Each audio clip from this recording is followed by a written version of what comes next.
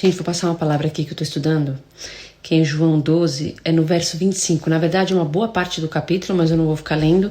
Só vou ler o 25 e depois eu explico bastante o que tá acontecendo nesse capítulo. Que o 25 diz assim, muita gente tem dúvida nisso. O 25 diz assim, Evangelho de João 12, 25. Quem ama a sua vida, perde-a. Mas aquele que odeia a sua vida neste mundo, preservá-la para a vida eterna. Muita gente bloqueia nisso aí, não entende o que tem a ver com esse amor ou esse ódio. Se você ler a partir do verso 20, você vê que uns gregos vieram para tentar conhecer Jesus. Na verdade, eles vieram para a festa e aí eles chegaram perto de alguns discípulos e tentaram, com esses discípulos, fazer uma aproximação com Jesus. Eles queriam conversar com Jesus, porque provavelmente eles já tinham ouvido falar de Jesus, certo? Então eles queriam falar com Jesus, eles queriam conhecer Jesus, coisas assim. E aí, a primeira coisa que Jesus fala, que é lá no versículo 24, ele diz assim, em verdade vos digo, falou para os... Essa foi a resposta, né? Eles chegaram perto e falaram, Senhor, gregos estão aí, querem conhecer o Senhor, querem conversar com o Senhor. A primeira resposta dele foi, em verdade vos digo, se o grão de trigo caindo na terra não morrer, fica ele só. Mas se morrer, produz muito fruto. Do que ele estava falando? Ele estava falando da morte dele. Ou seja, se ele não morresse, ele não ia produzir fruto. Que frutos? A gente, a nossa salvação. Ou seja, salvos. Se ele não morresse, se ele não passasse por aquele processo de pagar pelos nossos pecados, ele não produziria a nossa salvação. Então ele falou assim, a resposta dele foi, se o grão de trigo não cair e morrer, ele vai ficar sozinho, ou seja, eu vou ficar sozinho. Então, para trazer salvos, para trazer irmãos, né, como ele é o primogênito, para trazer essas pessoas, para produzir a salvação dessas pessoas, né, encher o céu, eu tenho que morrer. E essa foi a resposta dele. E aí ele continua falando no 25, quem ama a sua vida, perdê-la, papapá. E aí parece uma coisa desfocada, mas ele está relacionando com conhecer os gregos. Se você parar para pensar, os gregos, da Grécia, onde saiu grandes filósofos, né?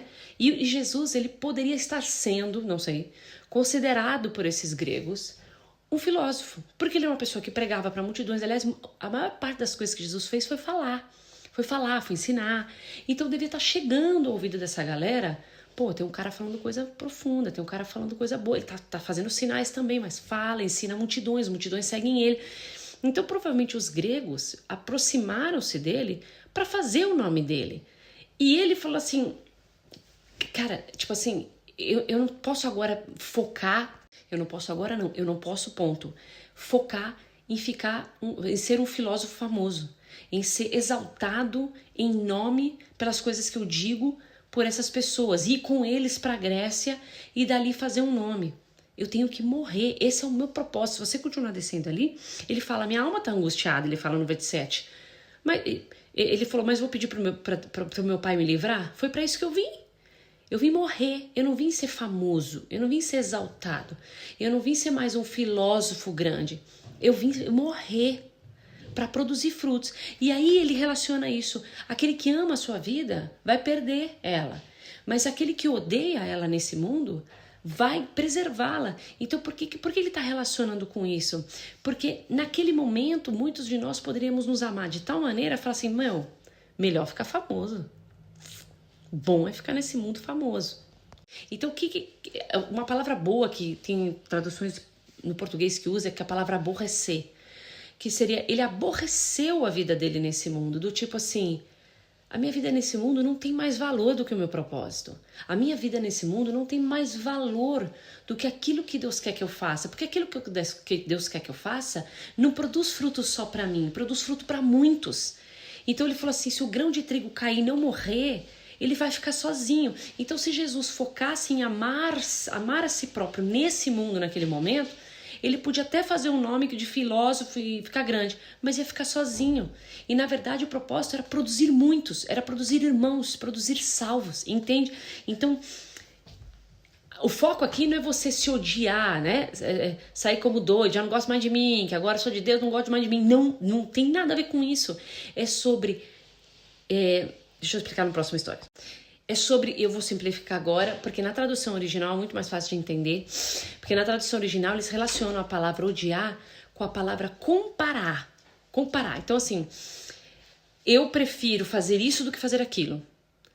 Eu prefiro gostar mais do que Deus quer que eu faça do que gostar do que eu quero fazer.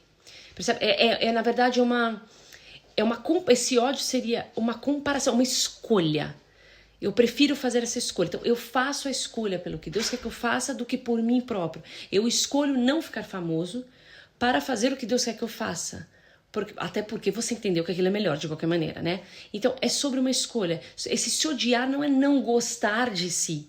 É sobre aborrecer a sua vida. É sobre não pôr aquilo que te faz... te dá um prazer momentâneo nesse mundo, que te dá uma coroa desse mundo. É sobre você não escolher sobre... A minha vida aqui não é mais importante do que isso.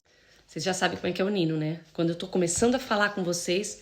Sempre foi assim, há anos é assim, que o Nino entra, sai, começa a passar na frente do vídeo. Ele não gosta que eu falo com vocês. Então, é sobre isso. Eu consigo dar assim... Eu lembrei de um exemplo, aí lembrei de outro, esqueci, mas vou lembrar de um, por exemplo, Moisés.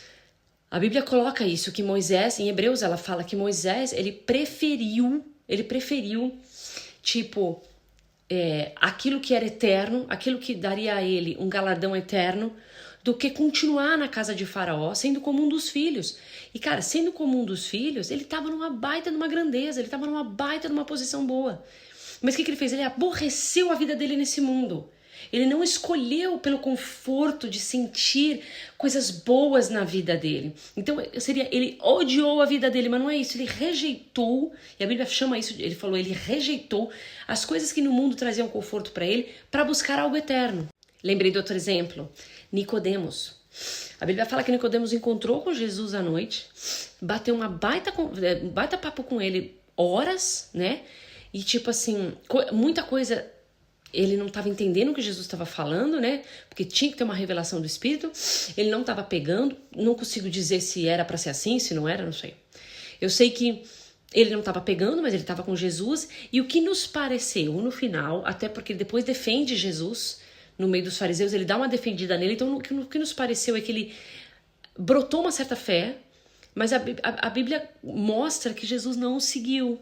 Por quê? Porque ele tinha que largar a posição que ele tinha no Sinédrio. Então o que ele fez? Ele amou a vida dele. Entende? É sobre isso. Não é sobre você parar de comer coisas boas porque agora você é de Deus. Não tem nada a ver com isso. Ou se distratar. Agora eu me odeio. Não tem isso aí.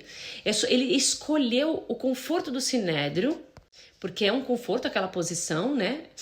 Era uma posição de honra, era uma posição com certeza que rendia, era uma posição de conforto. Ele escolheu aquilo, ele amou aquele conforto que dava-se a vida dele neste mundo. Ele preferiu aquilo do que aborrecer a si próprio naquele momento, mas seguir um propósito eterno. Por que a gente poderia dizer que ele estaria se odiando se ele largasse o Sinédrio? Porque ele ia passar, né? Você imagina, talvez, normalmente esses caras passavam a vida vivendo para isso, ou seja, nasceu apontado para isso. Então, largar aquilo era o quê? Mano, agora é virar carpinteiro, né? Agora é bater martelo, agora é procurar emprego. Fazer um dinheiro que provavelmente era pouco. Passar às vezes necessidade, tudo para seguir Jesus.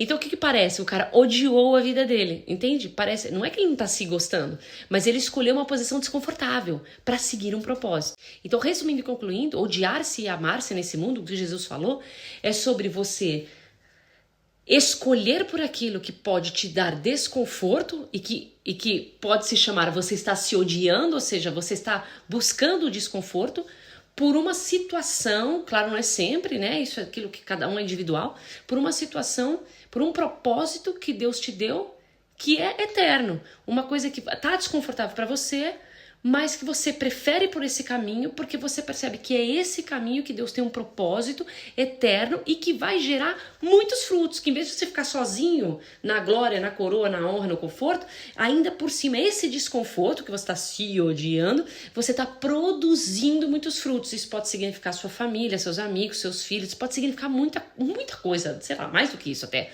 vidas, almas, sei lá, né? Ou amar-se nesse mundo, querer esse conforto, querer o que o mundo proporciona, mas fica só.